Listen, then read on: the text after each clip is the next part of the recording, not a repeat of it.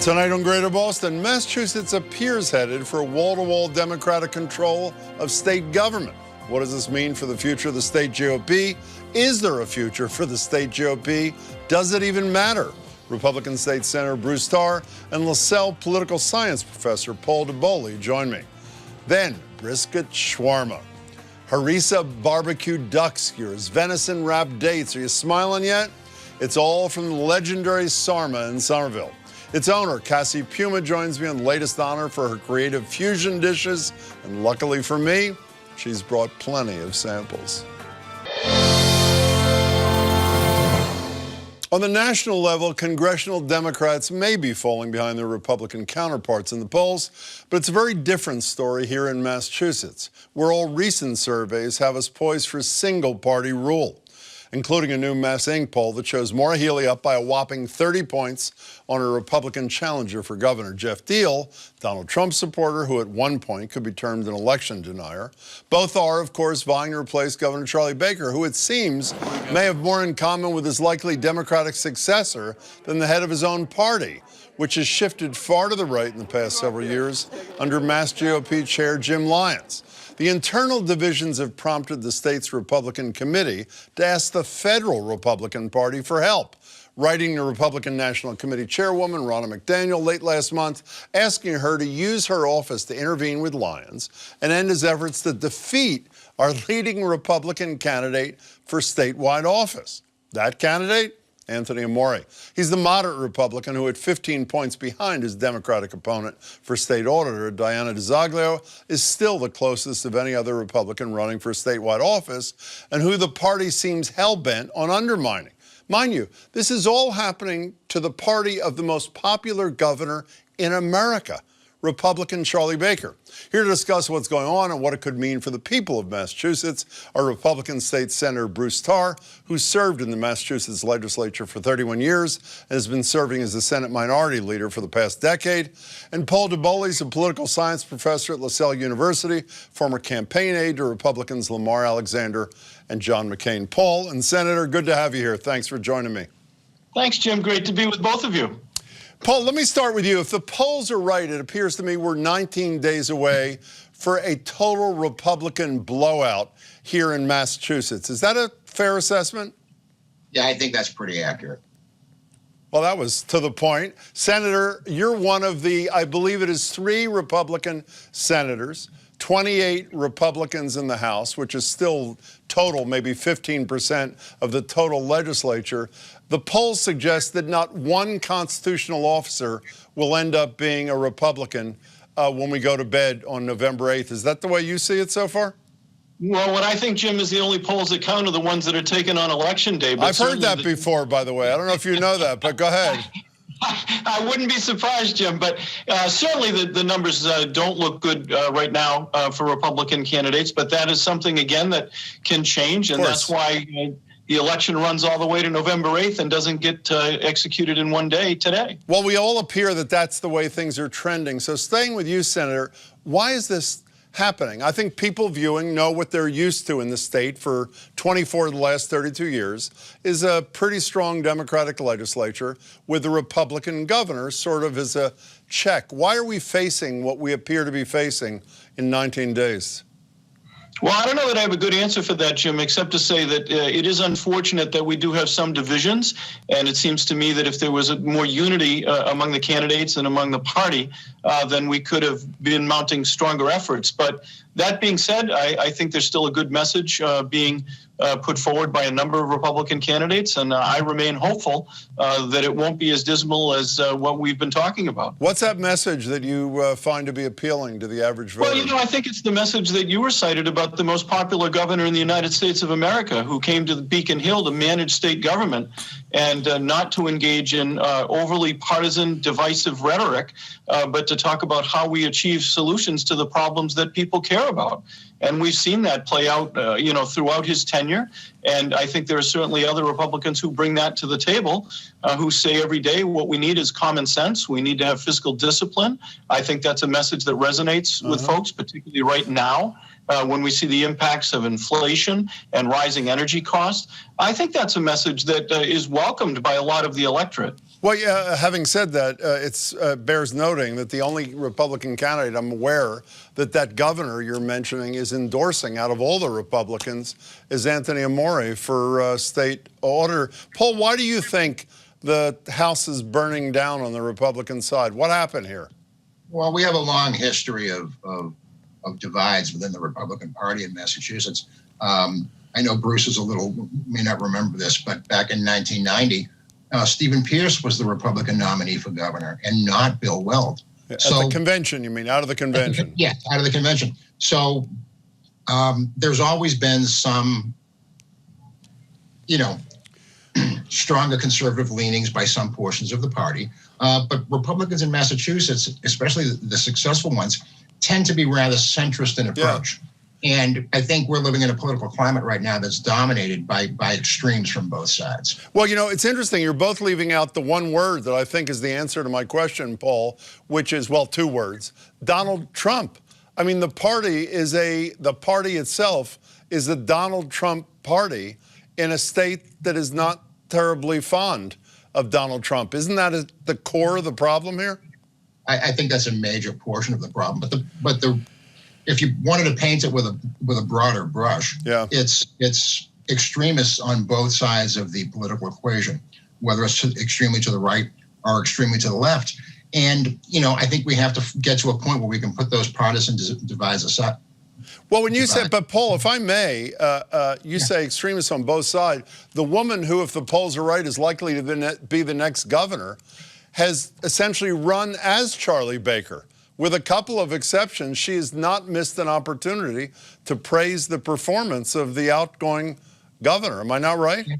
And I think that's a major portion of her appeal. Of her appeal. It's this centrist, common sense approach to government that's standing her well. And when you have extremists on both sides, that tends to detract from that message.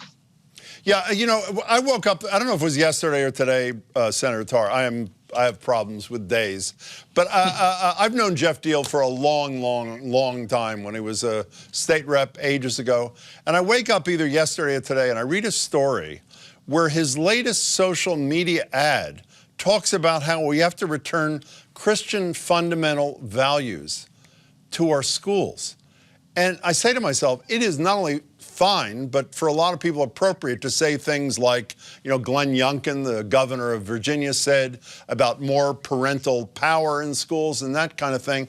But Christian fundamental values sounds like he's running for governor of Alabama, not governor of Massachusetts. What was your reaction to that?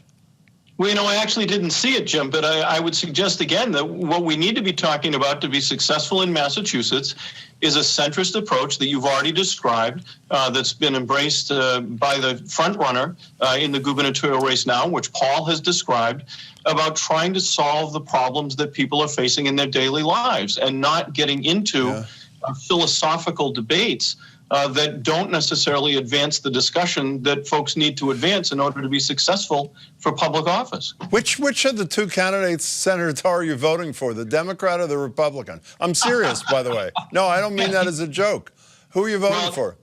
Well, I think it's pretty clear that I'll be voting for the Republican, Jim. But, again, I think that it's going to be something on Election Day that remains to be seen who prevails. But I think the candidates have a number of days to make their case. Paul, why does it matter? I know this sounds almost like an embarrassing question to ask, but obviously the voters aren't asking themselves this question, or maybe the Republican Party isn't.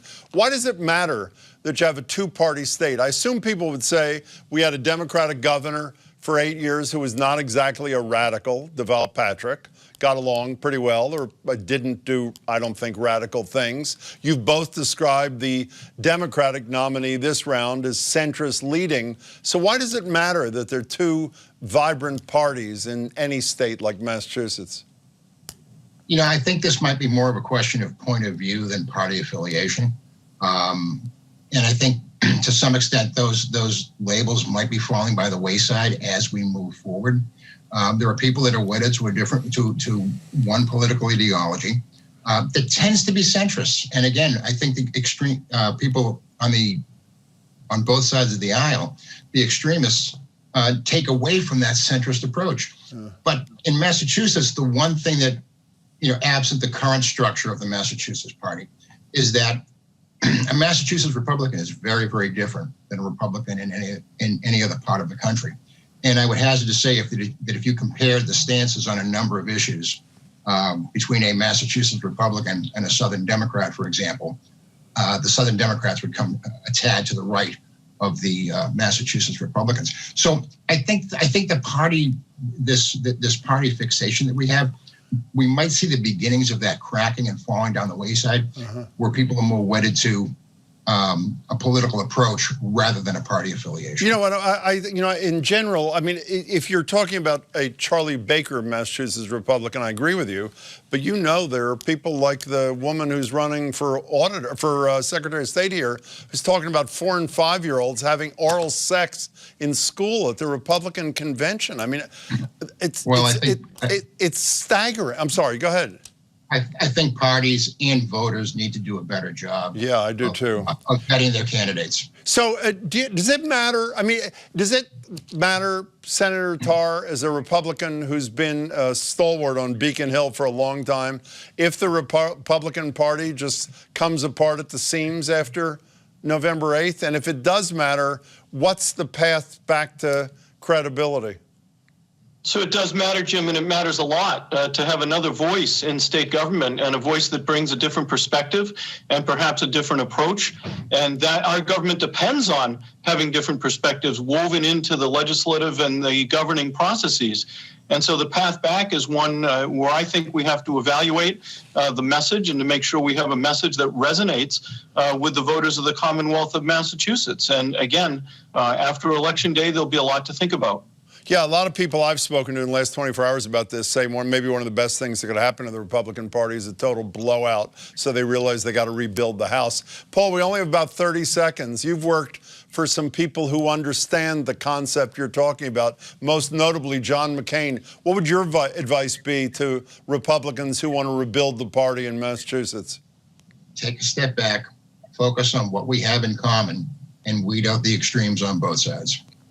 Fair enough. Paul DeBole, Senator Tarr, pleasure to see you both. Thanks so much for your time. Great to see you. Thanks. Good to see you, Bruce. Thank you, Jim. Up next, the last in our series of ballot question explainers. What will question 4 on the Massachusetts ballot do? Question 4 will decide the fate of a new state law that will let immigrants get a driver's license, even if they don't have permanent legal status. They just have to pass a test and provide documents proving their identity and residency. A yes vote would let that expanded license access start in July. A no vote would stop the law from going into effect, meaning no licenses for immigrants who don't have permanent legal status. The legislature passed the law a few months ago over a veto from Governor Charlie Baker, and its supporters say giving more immigrants access to licenses will help people who are already here do essential things like driving to work and school. They also say it'll increase public safety, citing reduced hit-and-run rates in states with similar laws and support from dozens of local police chiefs. The law's opponents say it extends a crucial privilege to people who don't deserve it. They also say the RMV doesn't have the expertise to vet documents from around the world. And they warn that because Massachusetts automatically registers driver's license applicants to vote, the new law could result in people who shouldn't be able to vote casting ballots. For the record, the law says the RMV and Secretary of State shall, quote, establish procedures and may promulgate regulations to make sure that doesn't happen, but it doesn't say what they'll be. So, if you want immigrants without permanent legal status to be able to get a driver's license, vote yes on question 4. And if you don't want them to get one, vote no. That was Adam Riley reporting. You can check out all of our ballot question explainers online now at gbhnews.org or at youtube.com/gbhnews. And tune into Talking Politics tomorrow for a deep dive into questions 1 and 2.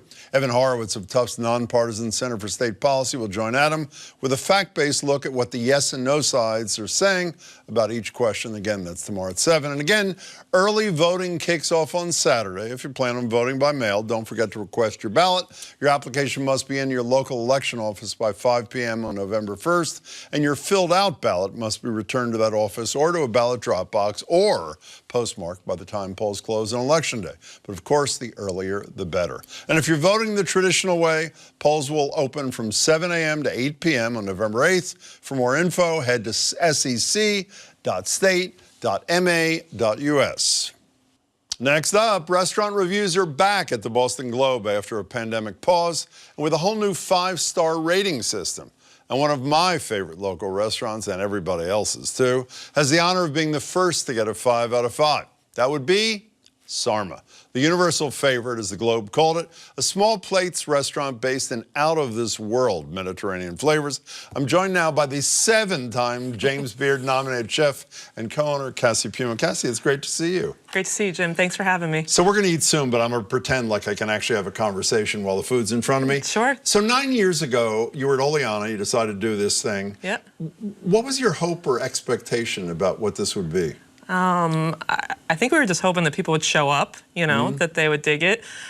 Small plates weren't really, I don't want to say they weren't as big a deal as they are now. They've kind of like, you know, gone off the radar. But back then it was kind of like still a challenge to get people to understand that, like, you know, we're gonna bomb you with a bunch of plates. You're gonna share them. This isn't like your dish.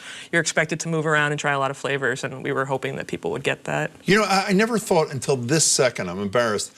Sarma, does that mean stuff something or other? Is that what I read somewhere? Is that why it's called Sarma? To wrap or to roll, or it's stuffing. And close enough. Close enough, exactly. So I'm sure you've read this once before. Here's the first paragraph of Deborah First's 5 out of 5 review for you in the Boston Globe. It doesn't matter who it is.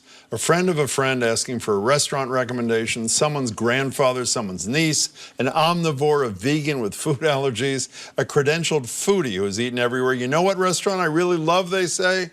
Sarma. So why? Why? I mean, I'm a love your places, you know. Like, all right. Why is there why is it as wildly successful? Is it a lot of good restaurants in town? There are a lot of good restaurants, and I feel very honored, those words, you know, amongst all those great restaurants.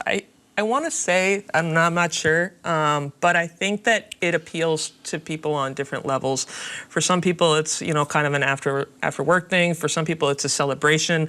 The food can get kind of complex, and there's a lot of different ingredients, but there's a lot about it that's very familiar too, and fried chicken and burgers, and we take things that people are comfortable with, and then we kind of twist them a little bit and give them a new name and give them a fun ingredient, and it gets, you know, a bit more exciting. What am I trying first? What am I doing here? So this one here, this is an apple, like a roasted apple whipped feta. Oh. And it has a brie, which is kind of like a Greek style, sort of a ratatouille in there, and then some fried pita and pine nuts and I make that all the time at tomato home. It's not that honey, big a raw deal. apples, radishes. And do you dip this stuff in it? Yeah. What is it? Is so it like a challah kind of thing? Exactly. That's a honey nut squash challah. Oh my God. And we usually serve it warm. Whoops. Well, Yeah, okay, there's fine. no ovens around here, but Okay, keep talking. Euro bread. This is our house bread that we Yeah. do with za'atar, sesame seeds, and a thyme mixture. Yeah. Oh my God. So That's it's like unbelievable. sweet and salty and spicy and Oh my God. It's crunchy. And this, do you do all the baking too in your deal? So we have an incredible baker, pastry chef. Her name is Tess, and she does every Wow. single savory, sweet dough you can imagine under the sun. It's really good to be doing a TV interview with your mouth full, by the way. Trust me, it's one of the. So you never closed during the. Did you ever close during the pandemic? No, we didn't. And what'd you do? So yeah, the day the world shut down, the next day we opened for takeout. Like literally, I think it was like 12 hours after we got the call, and we just kind of scrambled and transitioned, and a very small team worked together very closely. I think there were 6 of us total. Were you scared?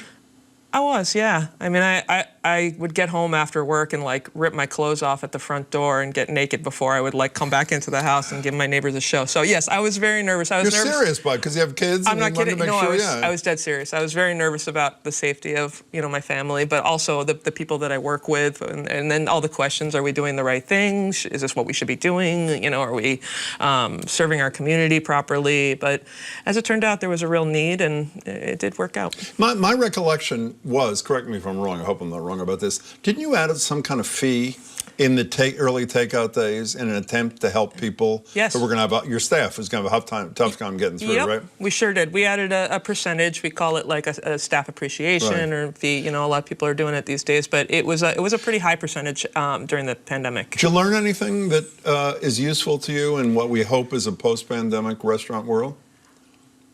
Yeah, I learned many things, but Like I think mostly that it's there you are. I mean, I think I've always known that you are nothing without your team, but it is impossible to operate a successful restaurant without each and every person in that restaurant. It is a real struggle to do it. I mean, you can't do it alone, but like the specific and unique talents that everyone has coming together are so important. And we were really missing that during the pandemic, just having our group dynamic. You know, we had Corby Kummer on the radio with us the other day, Marjorie Egan and I. He's our food guy. I'm sure you know Corby. And we were talking about great restaurants, and that's the good news, how many great restaurants are in town. We're talking about you, in part, and saying the bad news is you can't get in. And then all of a sudden I got a text from a friend who's a big customer of yours, said, what are you talking about? You can always go to the bar at 5 o'clock.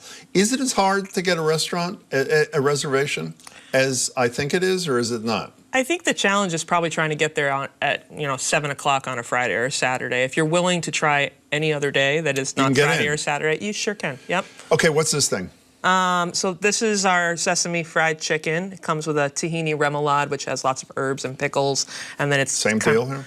Yep, this is yours. Yep, keep this talking. is yours. Yeah. And then on top, it's a spice mixture of dried cilantro and green chilies, and it's a roaming special, something that we offer on a tray. You can't order it off the menu, but you can see it walking around the dining room, and if it finds its way to your table, you say, "Yeah, I want that." They pop it on your table. They mark a little card, and the rest it's like a dim sum kind of thing, exactly. Is it not? I yes. love that kind of deal. But you have just some things are always on your menu, and then you're changing other deals, right? Yeah, we have a big menu, eclectic menu, around somewhere 35 to 40 items. Oh, is that good? The classics stay on, things that have been on for years, and then we change it seasonally. So you worked for two of the great legendary women in the food, Barbara Lynch at the butcher shop, and then for like a decade before this, with the woman who ended up being your partner along with your husband at Sarma, Correct, Anna yep. Sortuna, obviously from Oleana. When you started this deal, was it 2013, 9 years ago or Correct, yeah. thereabouts? Describe the role of women leading restaurants then as compared to now, where there seems to be an explosion. It really has changed a lot in 10 years, has it not? Oh, for sure, yeah. I think there was like a much smaller group of women when I was starting out. I mean, most kitchens that I worked in, I found myself to be the only female in the kitchen. So it was really important to have those role models and these women that were, they were fierce and hardworking and intense, but they never made it about being a woman. They were just really the best at what they did. So I really adopted that sort of mentality and just worked hard and tried hard. But now I think there's a lot more women that are coming out. Are women lead chefs and owners different from men? I mean, we've all watched The Bear. Did you watch The Bear? Of course. Of course. Who hasn't watched The Bear? Yeah. And by the way, for those who don't know, it's not just about restaurants. It's about the American workplace, in my opinion. Yeah. So are men, and he's a screamer, obviously, as we all know, and everybody's screaming at everybody. Are men and women running establishments as a general rule different species in your estimation? No. I think it depends on I think it's just the person, to be honest with you. I've worked for very intense women, intense men, laid back and forth. It's all relative. Why is there only one of these places? Sarma? Yeah, Sarma. Oh. I'm gonna have another bite. You keep talking. People do ask if we have plans to open another, and I have the same answer every time. What is it? I honestly don't think I could ever recreate this situation again. It's a very specific group of people. It's a place. It's a time. It's so much work to create all these layers. I don't think I personally could ever do that again. Where do you want it to be? Where do you want this place and your work to be in 9 more years, do you think? 9 more years? Yeah. I hope that Sarma is still rocking and rolling and serving our community and doing what it does best. And it just keeps like growing and evolving and changing and trying to pull new flavors and new profiles. And for me personally, I think my next move, if I were to have my way, is I live out in Winthrop, and there's a huge need for some good stuff out there. So I'd like to open something in my little Close community. to home? That's great. So a lot of young kids want to do, despite how tough the restaurant business is, particularly now, want to be you or one of the other great leaders of what do you say to a 20-year-old who says, I love this business, I think I have a lot of the same feelings you described when you started? What do you tell that kid? I think it's as good a time as any to be in this business. I really do. As long as you're ready for some hard work and, kind of pay your dues and work your way up the chain. But I think it's a great time. People are a lot more empathetic, restaurant owners, chefs, to just sort of the plight of what's going on out there. Chefs are being paid a lot more. They're getting time off. They're getting vacation time. They're getting, benefits and such, things that weren't really around back then. Speaking of a good time, it's a good time for that. What is that thing? Sure. This This is a chocolate-covered halva bite. It's kind of our version of Three Musketeers. It's kind of creamy in the center. Oh my God! Are you it's kidding me? Crazy, right? What's your All favorite tests. dish? Could I ask that, or is it like picking your favorite kid? I was just gonna say they're all my children. But I will say this dish, when I first started testing it 9+ years ago, it took me 6 months to get the spices and the coating just right. So it's still kind of like this very personal bit of chicken to me. By the way, I want to be honest with you. You think I'm sharing this with my staff? Forget about it. Cassie, you're great. Congratulations. Thank you, Jim. Really Appreciate it. Thanks for terrific to having see me. you. That's it for tonight. I'll be back next week, and Chef Rachel Miller from the Globe's next 5-star rated restaurant, Lynn's Nightshade Noodle Bar, will join me. And on Monday, CNN's Jake Tapper will join me. Thanks for watching. Please don't forget Ukraine.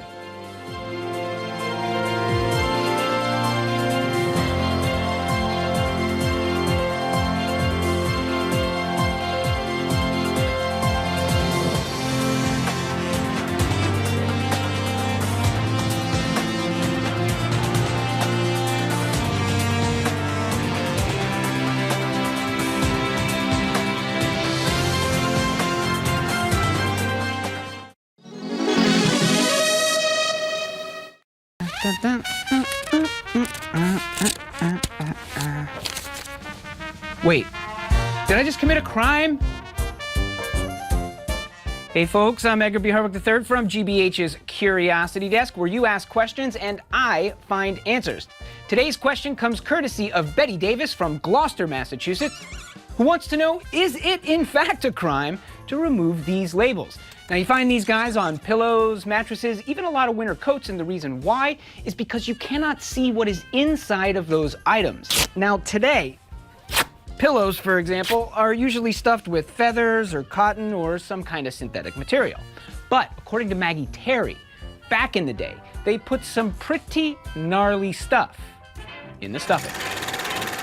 I mean, it used to be years ago, they'd throw anything they wanted to into the bedding. Newspapers, dirty rags. Horsehair, used hospital or hotel mattresses, corn husks. Sweepings off the floor, part of their lunches, droppings, I mean, anything.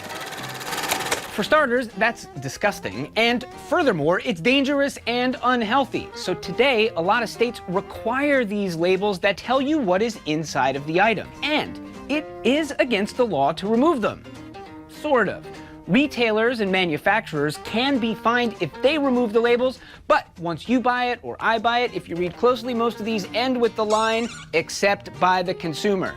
So there you have it. Feel free to rip away. Don't forget to follow and tell us what you are curious about, because hey, I might just look into it for you. I'm Edgar B. Harwick III. Stay curious out there.